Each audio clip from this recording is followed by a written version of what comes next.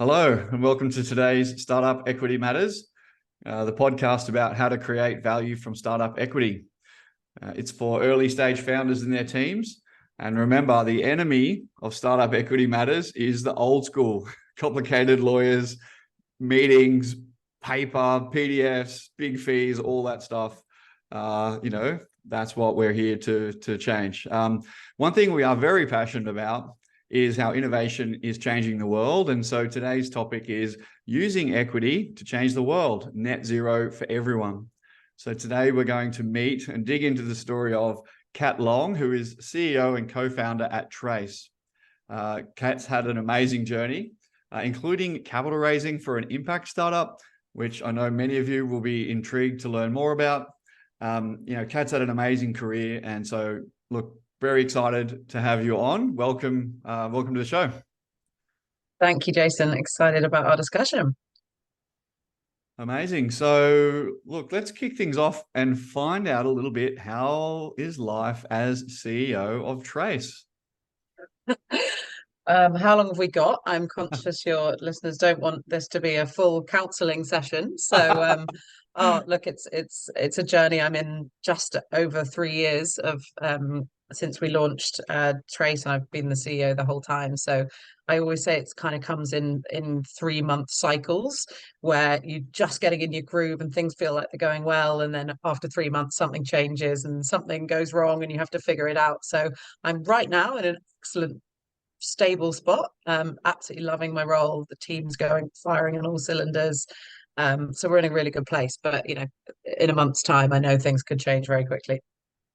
Change is the only constant. It's never more true Yep. than as the leader of a startup. But look, excited for you that you're in a good patch. They're really enjoyable, aren't they, when things are really firing and it's pumping along?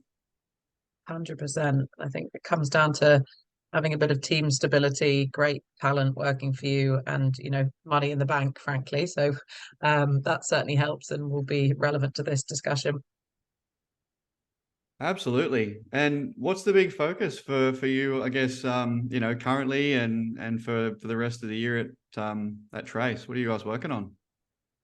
Yeah, well, we're as I said, we're kind of three years in. We've had about 3 million Aussie dollars in funding to date, and we've got runway for at least another year. So we're kind of in that nice zone of not panicking yet. We've got money in the bank. But equally I think the barriers or the threshold for fundraising have raised. The ceiling has gone up. You need to prove better unit economics, faster growth, great team stability, and obviously an amazing product. So we've always been focused on that, but I think the last few months has really made us laser focused on how we can grow sustainably. So we've now got a great team in place across both product, customer success, and sales. And I'm really just trying to get the team over the next 6 months, making sure that we can grow consistently, not at all costs, and obviously retain customers at least 90% plus. Just a few insignificant things all at the same time. It Yes. sounds a lot like discussions at cake, so that's great. Cool. Let's go back. I always like to learn, a bit more about people's career and some of the cool things that they've done along the way. And chatting with you, you've got some awesome little, adventures that we can dig into. Going way back, Yep. though, you started off in psychology, I think. Maybe we could just touch on that, and then how does this correlate with your, Oh, getting into your passion for sustainability over time? yeah. I mean, great question. Gosh, I won't declare how long ago that was, but you can probably tell from my accent I'm British, so grew up in the UK and studied at Oxford University, and I just wanted to study something I was interested in. It was much more an academic pursuit rather than something that I thought I would continue with professionally. Maybe one day I would love to go into psychology and practice in some form, but as a 20-year-old leaving university, I didn't think that was the right career path for me. So it's still something I hold on to and read a lot about. It's obviously very important. Psychology is huge from a team management and leadership point of view, but it's also really important to climate action because ultimately you're trying to unlock the motivations of what makes people change their behaviors, to live a more sustainable life. So that's something I'm currently writing a blog on and really digging deep into. But no, after finishing my bachelor's at Oxford, I decided to actually go into a tech company, and do marketing there. A lot of psychology and marketing as well. I do really Yes. like how in England people don't study a vocational thing at university necessarily. I've got friends that have done what's it called, the study of rocks or whatever, like maybe biology or geology or Yeah, like all these crazy exactly. things. And I love how they do that and then they go off and look, I guess, work into their real career, and it adds another element to a person and their ability and their awareness and their insights. And so it's a real cool thing about the British sort of university system, eh? Oh, for sure. I mean, you've got probably a 50-year plus career to learn how to, learn about business or learn about Excel spreadsheets and data analytics. So why would you do it for 3 years at Yeah. university? I don't know. But, It doesn't feel like that when you're obviously, young. It's like every year is so important, but I just love how you get to study something seemingly super random, but I suppose it's something you're really passionate about and that you've learned that you're really into exactly. during those late teen years. And then you get to really dig deep into that. And then I suppose you can go get a real job, in inverted commas, Yeah. a bit I later guess it on. teaches you the analytics, doesn't it? Like how to analyze a lot of data, and turn that into succinct either essays or research papers. So it's good foundational skills, but just about a topic that you're interested in rather than feel you need to study to secure your job out of university. Yeah, it's a good model. And then I think at one point you were in Bondi, which is one of my favorite places in the world. I like to visit Yeah. there at least one weekend a year and just get amongst it. It's got a great vibe. And you had and still have a pretty cool side hustle down around there. Yeah, it is very related to the place actually. So my now co-founder Joanna and I met within a few months of both moving to Sydney. We moved here purely for a lifestyle change, never realizing it would become a permanent home. But here I still am. And we both lived in Bondi. We'd always talked with one another about how we'd love to have our own startup. We just hadn't really nailed what that would be in, or what we felt compelled to quit our corporate jobs at the time to do. And one day we were walking through Bondi. Joanna was saying she just really needed a new handbag, but didn't have, infinite money to go and buy a designer, but wanted something that was really practical, looked good, and could last her for life. And we just felt at the time like there were no brands out there. Now, dig a little bit deeper, and there are plenty of brands out there. So I think we had a healthy amount of naivety to think that we could go and conquer the handbag market. I'd be first to say that it wasn't a great success, but the success of it was us absolutely loving working together, and that the kind of learnings of what we were good at and needed help with helped us shape up, what we needed when we eventually came to launch Trace together. Yeah, having a co-founder that you can work well together that complement, your skills is, one of the most important things I think for startup success. So that's a huge outcome from that, even if you didn't go on and take over the whole world of handbags. Still got plenty of stock that lives in my garage, but no, Now, Trace takes up enough of my time now what's the not to worry website? about that. Where can people get a handbag?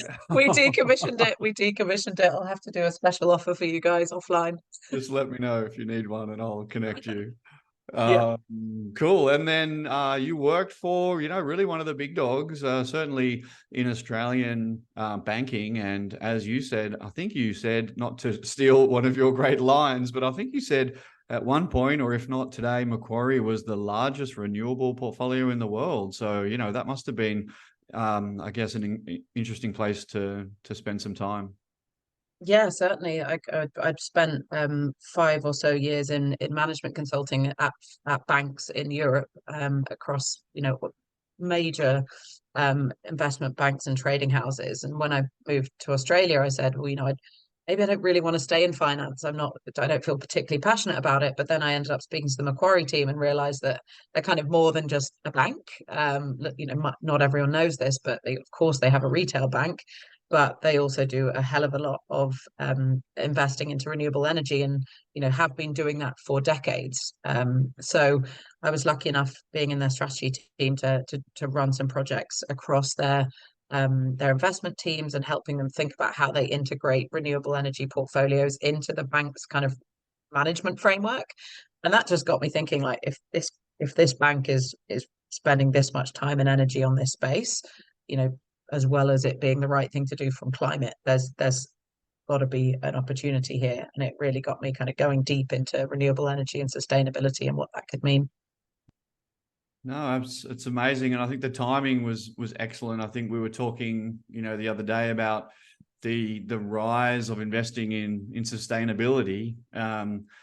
But the word sustainability, like it sort of doesn't feel right when you're talking about investing, because they're just looking like great financial investments these days. There's motivation from the consumer, the end user, SME, corporates, government. They're just, over the last 5 years, even, since I've been working in startups, to raise capital for impact startup then 5 years ago versus today just feels like a completely different situation, because the financial reward and the customers are there, they kind of make sense. The products are there, there's been this big shift. I just did a little bit of research prior on the Financial Times. There's 20 renewable energy focused investment companies on the London Stock Exchange now. Amazing. Wow. The increase, London Stock Exchange Group said that 84% of asset owners investing in sustainable investments in 2021, up from only 53% in 2018. So, I think there's just a couple of data points, but I think there's just such a big change in the last 5 or 10 years towards sustainability as a very viable investment strategy. So yeah, excited to see that. I mean, I think that data you've looked at shows people actually investing in the real assets that will help us drive towards, a net zero future. But alongside all of those real assets, you need tools to help people upskill and understand how to manage their businesses or their life in a sustainable world. And that's kind of the role that Trace plays. So we're not directly investing in, the wind farms or the electric vehicles, but we're creating the technology and the platform to help companies on that journey. So the business model in Impact, when is ultimately the same as a software as a service company, right? It just happens to be enabling the transition to net zero. Yeah, we dug into Trace last time we spoke, and I found it super interesting. I think people would be aware of, carbon offsetting, and like when you go and you buy your flight and you click the button and you do the carbon offset. I mean, I think we're all familiar with that now. I guess in the modern world, or whatever we want to call it, most of the people listening are going to be aware of that. But Trace really does take this one step further. I'd love for you to share, I guess, the details of what Trace is doing, how it's different, and really how you're looking to solve that problem. Yeah, absolutely.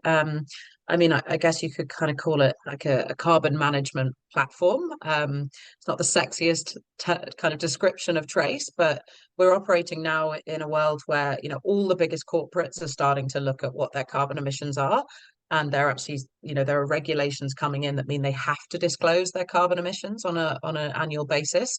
And what that means is that their supply chain, which is also driving carbon emissions, are going to be required to report on this as well.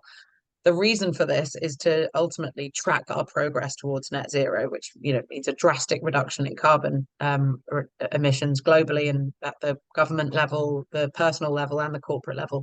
So Trace, what we're trying to do is help the smaller businesses, the non-listed, or they might be listed, but the kind of mid to small cap companies that don't have a team internally that can manage sustainability. They can't really justify hiring somebody with a sustainability master's to come in just to manage carbon.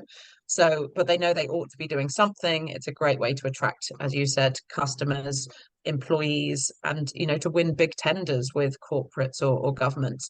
So they kind of know there's a problem. They know they need to be doing something, but they don't have the in-house skill set to do that. Trace is basically giving SMEs the tools to be able to measure and manage their carbon emissions internally without that additional headcount. The ultimate goal is for us to help them achieve net zero. So measure their carbon emissions today and drive that down on an annual basis to eventually reach net zero, or around a 90% reduction, with the rest mitigated through removals. Amazing. No, I haven't heard of that before, so it's great to. One of the reasons why I love this podcast, I just get to meet great people and learn, about the innovations that are occurring. So Yeah, thanks so much for sharing. So Sure. it's targeted towards sort of medium-sized businesses, would you say? That's sort of the sweet spot. Yeah, I'd say our customers range from probably 10 staff to maybe 500, a couple of larger ones, but Yep. the kind of typical criteria would be that they might have one person dedicated to sustainability, but normally it's somebody wearing that as an additional hat. They might be the ops manager, the strategy person, finance, and they've been given this task of also owning ESG or sustainability. So it doesn't really matter how big they are. The role we're playing is to empower and enable that person internally to be the sustainability specialist. And we can really help companies of all different industries as well. Amazing. And I guess like moving along a little bit because it's an equity related podcast, I'd love to learn Yeah, more, but let's help people understand, I guess, your capital raising journey. Capital raising is hard at the best of times, but funding for women-led startups, I'm just going to be, open about it. It's more challenging, and funding for impact yep. startups is seen to be more challenging as well. So, congratulations first of all, and I'd really love to learn more and help people understand, a bit about how the process went, and hopefully help them on Yeah, their journey as well. sure. No, it's a good question. Well, I think I was very aware of my gaps in knowledge around venture capital and fundraising, because this is, apart from that little side hustle, this is the first kind of startup and tech company that I have launched. So my co-founder Joanna and I decided that we needed that kind of early support to get Trace off the ground. So we actually joined kind of a day zero investment program run by Antler, which is a global venture capital program that really help companies go from Great, sort of idea to establishment. And great that was partnership, Kate. critical. Antler, shout out to Yeah, Antler, great partners of ours. Yeah, we work with them I can imagine. in Australia and now actually up in Colorado in the US as well. Yeah, really Oh, wow. awesome organization. Yeah, Yeah, and look, it was just like kind of a boot camp for us, right? We had an idea, we knew kind of what we wanted to work on, but by going through that program, it not only gave us access to mentors and sort of experts that could help us really kick the tires on the idea, but it was ultimately a route to funding as well. So it was a pretty small amount of pre-seed or very early capital that we received from them. But it was enough to mean that we could quit our jobs and give ourselves a very small salary. So enough to kind of spend a year really going, is this something that we can dedicate all our time to? We then did a small friends and family round about 8 months or so after the initial funding from Antler. So by that point, we had about, I think, 400 grand or so in the bank that we could use to hire a very small skeleton team. But it wasn't for another year and a half that we actually thought, right, we've really proven this MVP. We've got so far with a small team, but we now want to scale the team, build out our tech capabilities, and obviously hire marketing and sales. So since then, we've raised another 2 rounds as well from venture and family offices. no, congratulations. Love hearing those early stories. Antler particularly, they've got somewhat of a unique program. I think they invest at the end, don't they? So I think a lot of accelerators Yep, will take you through and you're kind of relying on the market to invest. yep. Some accelerators will invest a little bit at the start and then a bit more at the end. I think the way Antlers works is, do they invest a bit at the start and then again at the end, or how did that work when you were there? I think it remains just at the end. So The you end. go through the program preparing for your presentation to the investment committee in order to secure that funding, and it's the same amount of funding for all the successful startups. That's But right. the clever model, from their perspective anyway, is that they sort of they pay for their program through a service fee that you pay as part if you get funded. So only the successful companies then have to pay sort of a program fee, which covers the cost of them running that program. Yeah, makes sense. I've heard, running accelerators is an expensive business and it's a challenging business model. So I understand that they do need some funding to have great people and resources around, to help you through Yeah. this early phase. And I think for very early stage founders, first time founders, day one founders, there's a huge amount of value creation in a program like Antler. Yeah, I mean, it's certainly not only just the knowledge that you gain from the program, but the accountability. I think when you're just about to launch a business and you just kind of sit down at your laptop in the morning, where do you start? Who's holding you accountable? What are your goals? Whereas being in that program meant that you had, sprints every day and you had to do presentations back to the cohort every week. So it really keeps things moving fast. And I think those create good disciplines for being a founder in the future. Mm. Amazing. And then more recently, you've raised, was it about 1.5 million? Are we sharing? We did yeah, we've actually done two kind of more substantial rounds since the Antler and the Friends and Family round. So a kind of pre-seed of 1.5 million, as you said, and then actually a sort of unplanned round at the end of 2022, which I'm very glad that we did. And that was really off the back of the changing landscape and us thinking, we don't want to be caught up needing to raise in a market that looks like it's in a downturn. So we've raised 2.5 million since then. Awesome. So let's shout out a few of the great investors that have joined your cap table that people could get in contact with. Who would you like to recommend? Oh gosh, I'm sorry if I miss anyone. I won't name the angels and syndicates, but I will say that they have been instrumental, particularly syndicates. I found that if you find somebody that sort of runs a syndicate and has good relationships with other potential investors, it's such an efficient way to get angel capital without having to go and pitch for 20 grand at a time, which is Yeah. just not practical. Shout So out we've to had some some great really syndicates. I'll shout out to some great syndicates. I know I'll probably forget people, but we've got Aussie Angels, we've got 1013, you've got, angel groups like maybe Brisbane Angels, Sydney Angels, they can run syndicates. I think 1013 even now has additional syndicates running alongside it as well. So, there's definitely more. We actually have a great big syndicate on our cap table at Cake called The Syndicate, which is run by Oh really? Jason Calacanis. So, yeah, look, I think again, I'll echo that. It's a wonderful way, to run those angel rounds. So I'm glad you had a good Yeah, experience with them as well. great experience with them. And then on the fund side, we have Giant Leap and Dragonfly Enviro Capital were in our latest round. Both impact investors or sort of in the renewables and impact space and have been fantastic mentors as well as capital providers. Euphemia, which is launched by Dom Pym, the founder of Upbank, has been fantastic, and his partner Judy as well was actually the one to suggest that we did this additional round. And I'm so glad she did because it's put us in the position we are today.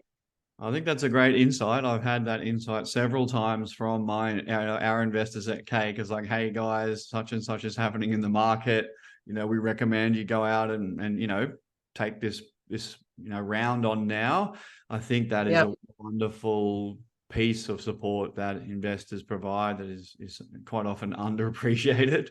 So great to hear that. Absolutely. And it's got to be right for you, and you shouldn't just take every piece of advice, as gospel, but the timing essentially meant that we just closed a previous round.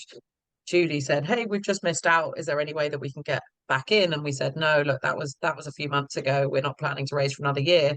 But I was pregnant at the time, which, I hadn't really anticipated in the previous round. And we were starting to hear murmurings that, that capital was not going to be as available or it's going to be more expensive and that, you should really preserve runway for 24 months. And we thought, wow, I don't want to be stuck in this world, but we're in a good growth phase. We've got a strong investment story here.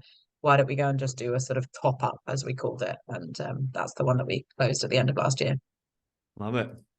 Love it. And I guess with, raising, growth is obviously a major factor in any capital raise. Great growth quite often means investment, but there's normally some other big hooks that you're really working towards. If there is any advice or insight from your experience around, raising for impact that you think got your raises over the line, I guess would be great to dig into that. It could be as simple as, hey, I had a great business and we were growing gangbusters, and so we got capital. And if that's the case, then that's fine. But anything to add? Oh gosh, it probably is more the latter. I think our early rounds, we've really had to sort of convince people why we weren't just impact. This was a for-profit business that had the potential to deliver venture returns. So there was a lot of education required. I think fast forward 2 years, that really has changed. And we have a SaaS business model. So fundamentally, people understand what SaaS economics look like. And if you can show that, you're improving those over time, the impact is just sort of an additional benefit to that. It does mean that I think if you are an impact business and you're going to impact investment firms, they just they have better insight and knowledge of the market. So you just don't need to be educating them about your space quite as much, which can be good and bad, because on the one hand, it means they know every single one of your competitors. They've probably seen 100 pitch decks that look the same. You're pitching them and they're thinking, I know your business better than you do. It's always the fear, isn't it? But at the same time, they know it deeply enough that you can, if you've got the conviction why your business is better than your competitors, then you're going to win the funding. If they know the space and you can show like a really unique insight and a lot of passion and perseverance and capability, then that puts you in the right frame of mind. Exactly. Let's move on, I guess, to employee equity. One thing we're very passionate about at Cake is, getting teams involved in the success of their startups. They're instrumental in, creating the value and building the company. And, we obviously believe they should have a piece of the cake. And, when we all have a big win, then everybody's successful. How have you sort of tackled, employee equity or ESOP at Trace? Yeah, I mean, one of the good outcomes of going through the Antler program is they really do set you up kind of for success from the start. So they enforce you to have an ESOP pool of, I think, 12.5% when you first do your initial raise. And they give you the tools to manage your cap table. I didn't sign up to Cake until about a year later, and thank God I did, because that spreadsheet was becoming horrendously unruly. So we always had that pool, and we therefore knew we could use that to hire our initial staff. And we also had good legal documents in place. So we had a stock option plan rules written up. We had the offer letter written up. So, it felt like we weren't starting from scratch, which was fantastic. But we have, maybe made a few mistakes along the way and either over-promised or under-promised certain employees, and learnt that lesson sometimes the hard way. So now that we've had that experience, we have made a few changes to the rules, just to make sure that we're being fair to employees, but also not giving away too much capital too early. Yeah, I often talk to, and the way we've designed the plan rules at Cake is that they should protect the company, but be employee friendly. So there's important things on the company side, like what happens when people leave, or what happens if we have an exit. The company needs enough control to make sure that, the overall structure of the cap table is solid. But at the same time, employees need to know that they're going to be well looked after. And, there isn't a big disconnect between the rights of the founders and the investors and the employees. So I think, navigating that company protection and employee friendliness is a key element of those plan rules. Yeah, and one thing we learned, and I think there's very differing philosophies on this from founders. I always err on the side of that generosity, because they're ultimately taking a punt on you as a business as well, particularly in the early days where you might not be able to offer competitive market salaries. But we also did find that particularly in the first couple of years, the people that you hire initially, you might outgrow them within a year. Likewise, they might outgrow you. You need someone very specific for a year, but then the business evolves, you might pivot, and you realize that early person that you brought on to do, I don't know, B2C marketing, like that's an example of someone we hired. She was fantastic at the time, but then as we started shifting more towards B2B, we sort of, it felt like there wasn't such great alignment. So what we've recently done is actually change our vesting schedule so that it is more sort of weighted towards the back end of the vesting schedule, because we felt like the value an employee delivers to the business only increases over time. So they should actually unlock more of that vested equity the longer they stay with the company. Love that. Very thoughtful. And isn't it awesome that you can have like a legal program like that that is so flexible, that can help you sort of deliver on the strategy in the way that you think is the most effective. And then you've got like a really cool tool to sort of help you implement that. Awesome. Exactly. Yes. Awesome. And so, looking forward then, we've talked a little bit about what you're doing now. Let's look forward 2024, 2025. Like, what's going on? How is the world gonna change? Oh gosh, I mean, the best analogy and my vision is that Trace becomes sort of as commonplace for a company as Xero is for their financial reporting, right? I truly believe that non-financial reporting and knowing and understand your carbon emissions is going to be as important as, understanding your profit and loss. And if we can be in that world, then we've got a really good chance of reaching net zero by, 2050 at the latest. So I think every company needs a tool to be able to do that. God forbid everyone's trying to do it in spreadsheets, and sort of self-assess, because you just never get the sort of accuracy that you would with a tool. So yeah, I think for me, my vision is to really help Trace become that well-adopted tool that helps every company reach net zero. But equally be the community and the brand that companies are proud to be a part of. And the best analogy for me there is B Corp. They've been going for decades now, but companies wear that badge with pride, as they should, because they've gone through a hell of a lot of work to achieve that certification. And the people and companies that are part of B Corps are really proud of that, and they attend events and they help other B Corps, and there's a lot of collaboration in that community. And I'd love for Trace to be sort of that community for climate action within a business as well. Amazing. Oh, that's a huge vision. There's multiple very important problems being solved there. I think from my perspective, and obviously Yes. I can't understand everything, but for me, I think if you're trying to solve a problem and you have no clarity, like you can't really see it, it's the answers aren't somewhat obvious and the courses of action aren't obvious, then you just feel totally helpless. And I feel like Trace is a wonderful platform for helping people with clarity on where they currently are and how they can take those very important steps forward. So good stuff. Yes, great. Love it. Great. Thanks. So great that you're tackling this challenge, Kat, and your amazing team and your investors and everybody involved. So great job, everyone. Lots of support from me. Thanks a lot. Look, I guess just to finish off, we normally talk about creative, healthy lifestyle, and how health, our health, it's so important, and what role it plays in your success or Trace's success. What would you like to share on that one?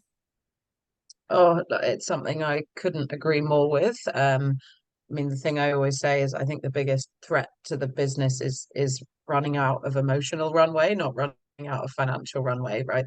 You can always find money if you really have to, or cut expenses, but you can't get out of a deep hole of exhaustion. So Joe and I really try and build a culture that is high performing. Everyone works hard and we give them tough goals, but there's absolutely no face time. We really try and live by example of not being online at every hour of the day, going and taking time outside, going to the gym. I mean, we don't have, I wouldn't say I'm particularly disciplined at running, a daily routine that works all the time, but I definitely make sure Trace works for me, not the other way around. And we really believe in that as a practice.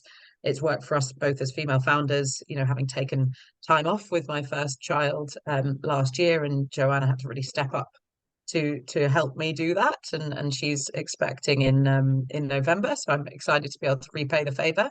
But I think that's an important lead by example, right, for our team, that it's like we will we will give ourselves the time off, because family ultimately is family and health are the most important things in life. Love that. Got your priorities straight, then you can have all that power and energy for decades to come.